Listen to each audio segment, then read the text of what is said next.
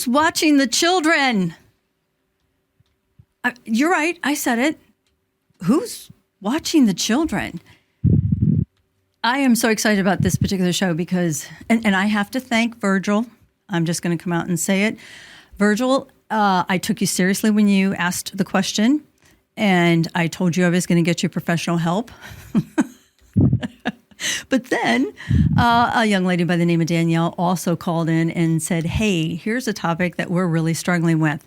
So viewers, you are listening to The Human Resource, and we are a show that we're listening to you. We are here to help you solve your problems. And I am very excited to talk with two brand new presenters for our show today. These young ladies are on the show today all the way from Virginia with a firm, Woods and Rogers. And from our left, we have Emily Kendall Chowhan. And on our right, Leah Stiegler. Ladies, welcome to the show. Hello. Hi. Thank you for having us. You guys, thanks for having us. I think you guys are absolutely perfect for this topic because, and I don't know what's going on in Virginia. I don't have any clients over there right now, but we got 2 calls from clients or companies, I should say, that asked, how can we verify that our remote workers aren't also watching their children? And I started thinking and listening more to what they were saying. And basically what they're asking is, when an employee is working from home, we don't really know what they're doing, but now all of a sudden they're starting to miss meetings. They're missing phone calls. We really don't know where they are during the day.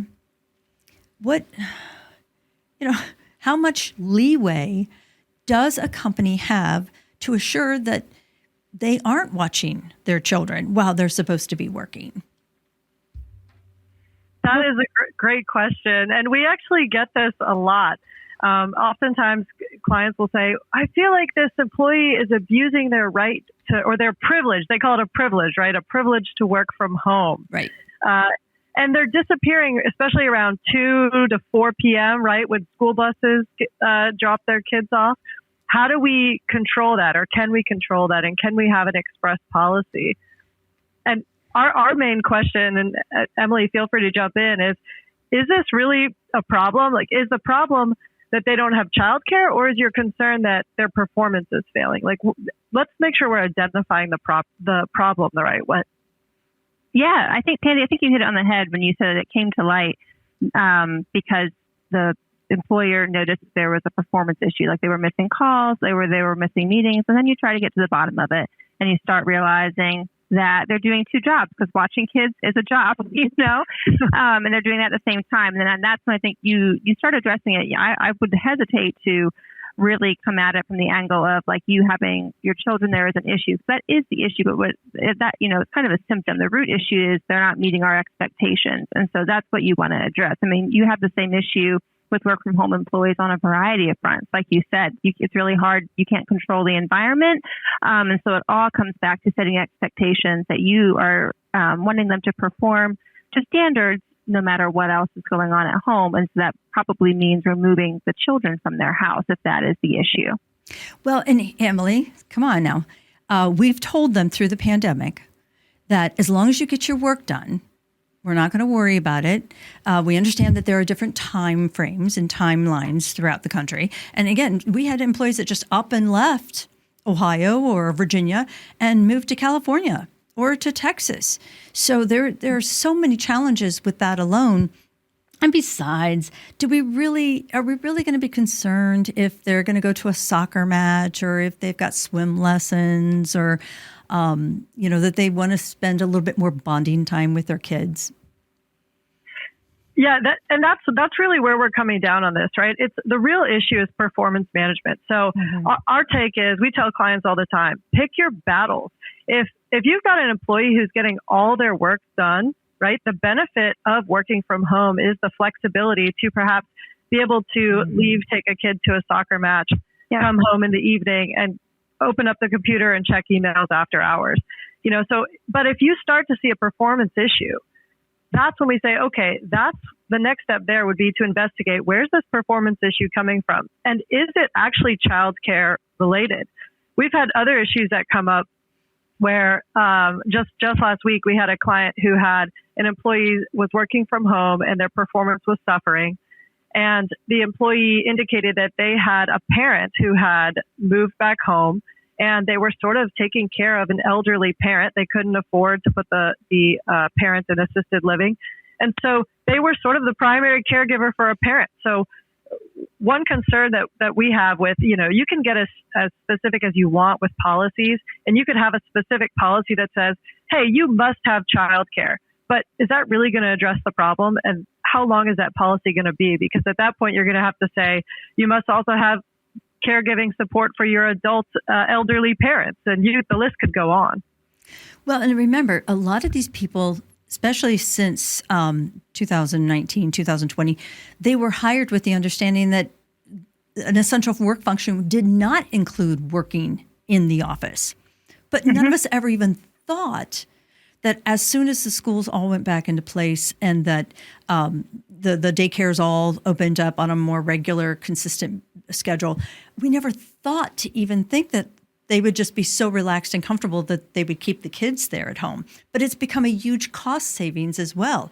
How do we deal with that aspect when we've been kind of wishy-washy with the standards to begin with? Well, I think you have to kind of look at whether or not it's an ongoing issue or whether it's like sporadic or temporary. I mean, I think most people might remember the video that came out, I think it was during the pandemic, where there was a BBC broadcaster who was on the news, like on camera, and a small child came through the door in the background and the other parent coming in like, and like, everyone understands. Anybody who's had kids and has had sick kids or their daycare fell through suddenly understands that there are temporary periods. But, I think when employers said, we're going to let you work from home, we're going to allow you to move to a different state and keep going, you having your kids there full time and having a lot of full time distractions was never part of the expectation. So that's like what Leah was saying. You want to pick your battles. Like, is this a temporary thing that most people run into at some point? Or is this like, I've decided to save money on daycare, which is understandable. Daycare is expensive, but it's pretty unsustainable to watch children and manage a full-time job. And I think you have to be really honest about that. And I like that you guys are both bringing up the pandemic, because during the pandemic, if you guys remember, Congress passed the big, paid sick leave legislation. And part of that was provided sick leave and time off for employees who had to stay home and take care of their kids if the kids' school or childcare was closed due to COVID.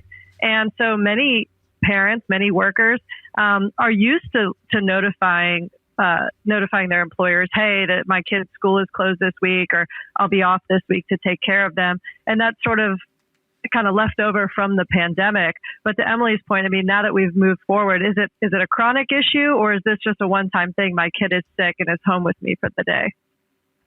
Well, in our pre-show screening, Leah, you and I talked about the dangers of asking too many personal questions. Mm-hmm. And I really want the two of you to help our viewers understand where that fine line is.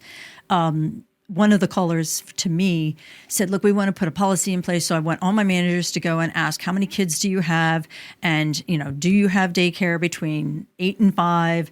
And, can you guarantee us that they will be? And I went, oh my gosh, no. So take it from there and work through that scenario of what would be best practices for gleaming the information we need, but not crossing that line. Yeah, I think one aspect of that, right, is if you really, as an employer, come down hard on childcare related issues and force employees to disclose when they're at home watching their kids, or force employees to, always have some sort of reliable childcare in place and plan A and B and C, that could ultimately have a disparate impact, a negative impact on women more so than men. I know it's 2024 and we don't live in a time anymore where women are always in the home and men are off at the workplace. But I do think that there could be some argument, whether EEOC takes a position or not, that a rule like this or sort of cracking down on something like this would more disproportionately impact women when, for instance, there may be other distractions at home that are bigger players, such as Netflix, puppies. If you've ever had a puppy, I recently got a puppy. Oh my gosh. It's like every 5 seconds you are distracted taking the dog out, right? So absolutely, I think employers have to be careful of the legal implication of that you could have a discriminatory impact on women or a particular group of individuals. Yeah, and that's why we're emphasizing the performance issue. It's, it is also a form of protection for the employer to be able to come back and say, this is the objective metric that we apply to everybody. This is about whether it's kids or a dog or, I don't know, you're trying to say that you're working from a beach somewhere and we can hear the seagulls and Yeah. It's you bring it back to the performance issue because that protects you too. I would say to people who really, who absolutely want to have something in writing, our take is a good practice is to have a work from home policy. And in that policy specify that employees working from home must meet the same performance expectations as they otherwise would working in an office. And this is despite the typical work from home distractions, whether it's a sick kid, whether it's a puppy, whether it's the maintenance or electrician coming by. And so you can kind of list it out there, right? Like despite having, children around or inadequate childcare or something.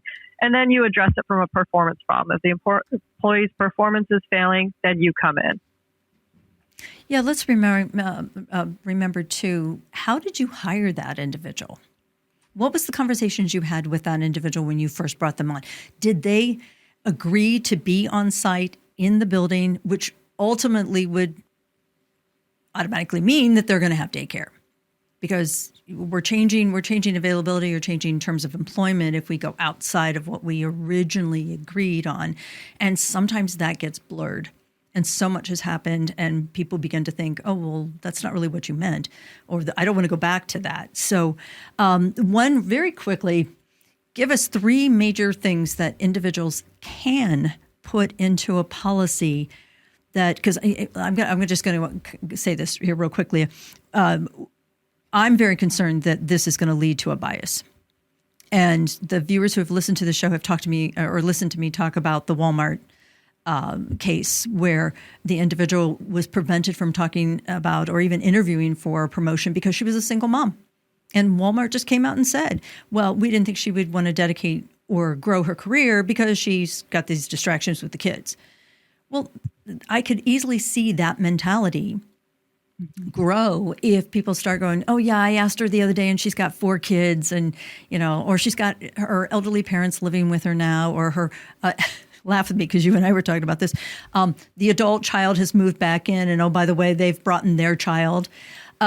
These are real life situations, but they create bias. So if we're going to have a policy, what 3 things should a company be thinking about?